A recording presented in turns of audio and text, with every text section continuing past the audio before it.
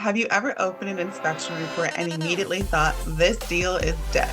Well, today we're covering what inspections are, what they aren't, and why buyers and sellers don't need to panic when the inspection report comes in. Engagement on both sides with the client and the agent is the most important thing. We understand people can't always make it, but if you're not going to be able to come, answer the phone when we pick up, text us, call us, communicate with us multiple times. That'll get you the best results.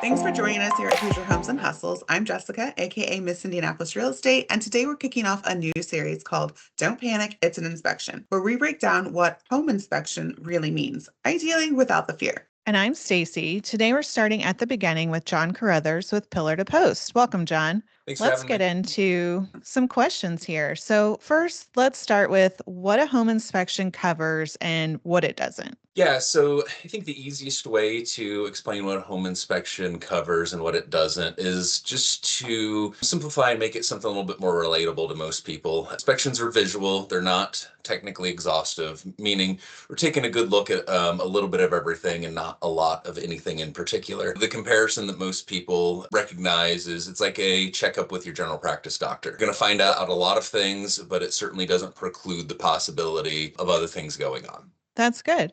And who should attend the home inspection and how long do they normally take? We tend to book 3-hour appointments. That's pretty normal. Sometimes it's a little bit more, sometimes it's a little bit less, but that's usually what we set aside for it and then just adjust from there. Unless we're talking about a really large house or a really small one, that's a pretty good average. Really like to have our customers there. Whoever is buying the home can certainly accommodate when, parents and, other people want to come by. Really is totally fine for other people to pop in.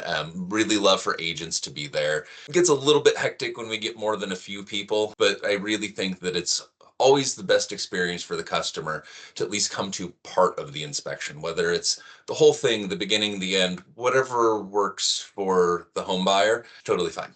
Yeah, Definitely Jessica, had do you a few of normally those.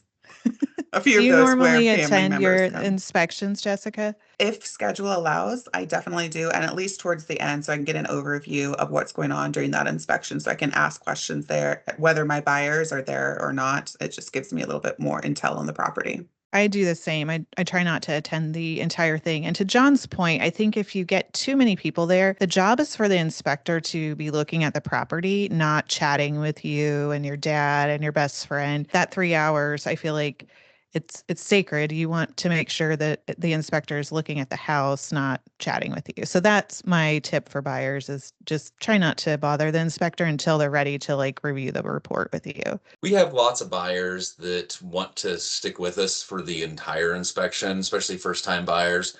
And for the people that want to do that, if it's really what it's going to take and what's going to make them feel safe and comfortable, I do highly encourage it. But I tell people all the time, say, I'm a big boy. I will tell you when we need to stop talking and I will direct this. So don't be afraid to jump in where you need to because it's your inspection, not mine. But at the same time, a certain amount of understanding that we have to keep on task is helpful. And to your guys' point with agents, some agents come, some agents don't. Engagement on both sides with the client and the agent is the most important thing. We understand people can't always make it. Schedules are complicated. But if you're not going to be able to come, answer the phone when we pick up, text us, call us, communicate with us multiple times. That'll get you the best results. Right. I agree with that. Communication is key. Yeah. Yep. So let's talk about reports. Tell us what's in your reports, what a client can expect with that. So the report's going to have descriptions about the home. There's lots of things in our standards that are informing just basic information. The report's going to talk about, the different, every major system and component of the house is addressed in some way, shape, or form. So the exterior, the property in sight, the roof, the attic, the interior, plumbing, electrical. But yeah, it's a little bit of everything to do with the home.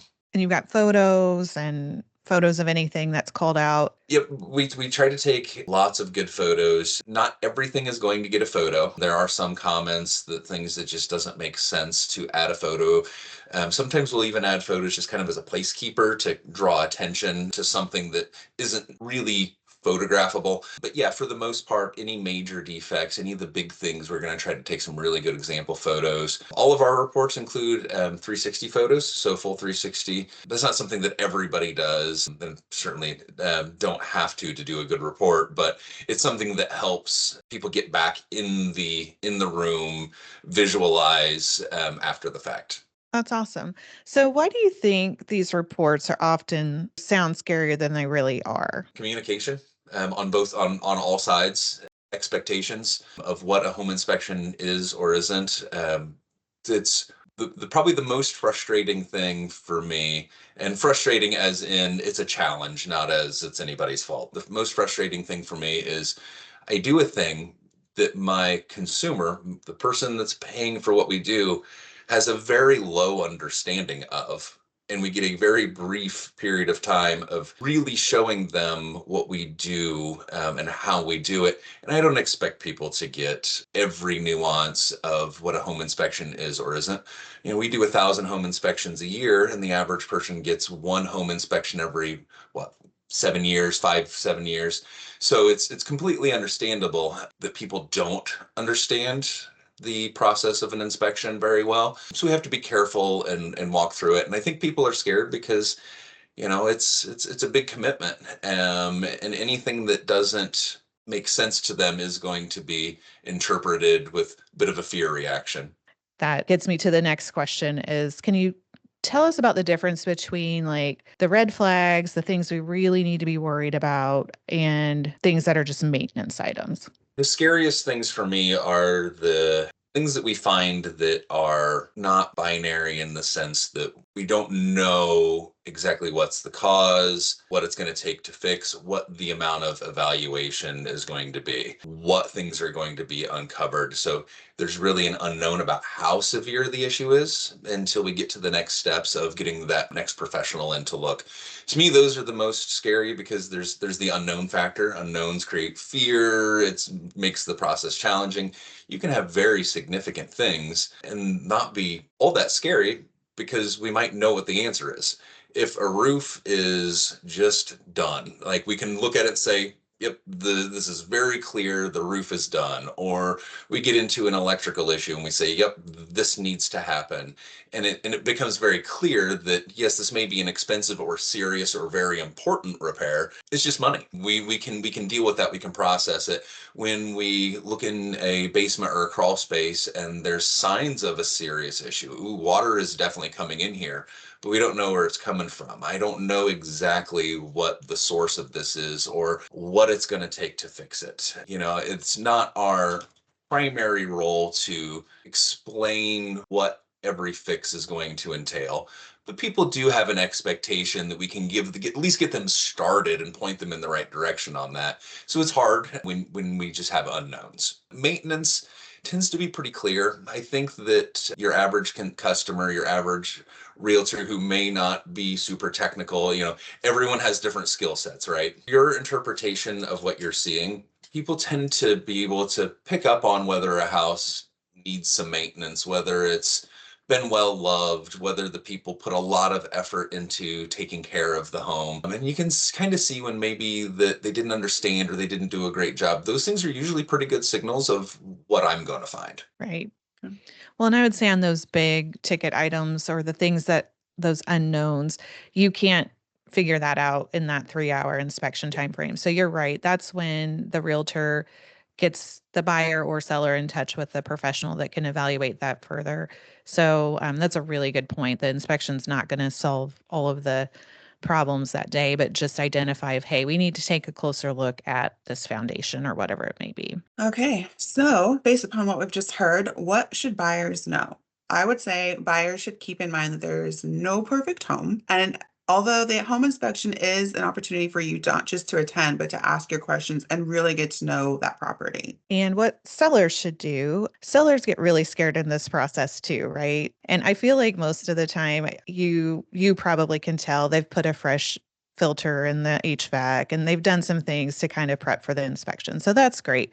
But I would say the biggest thing sellers should do is leave and make the home accessible during that time. There's nothing worse than trying to have an inspection and have conversations with the buyer with the sellers right there or listening in. So that would be my first piece of advice. And then second, I've seen sellers leave little post-it notes. I'm sure you have too, John, of like, hey, this dishwasher, you need to push this button and then this one to start it. Or if there's anything quirky like that, I think it's helpful, because if the inspector can't figure out how to turn it on or start it or whatever, it gets marked as not inspected. Or maybe you can speak a little bit more to that, John, but just anything like that, I think it's helpful to leave a note for the inspector or the buyer too, so they know. Yeah, we adapt pretty easy. Every day is going to be a little bit different. And we do notice when people put a little bit of effort into it. If it's clear that you tried to make my life easy, it really is appreciated. There are things that everybody takes slightly different approaches on, as far as like moving things to get access. I try to take as much of a common sense approach to that as possible.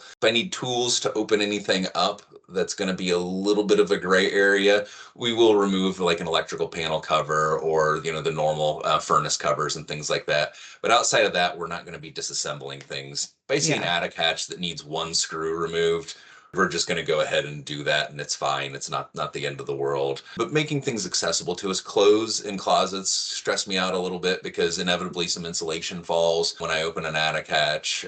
We do our best to clean it up, but things like that are good for sellers to know. Double check everything when you come back. We all absolutely do our best to leave your house in as good or better shape than what we found it. But things like garage GFCIs, what doors should and shouldn't be open or closed, those are really, really appreciated. All right, John. So let's go into some rapid fire questions now, real quick. What's the biggest misconceptions buyers have about inspections?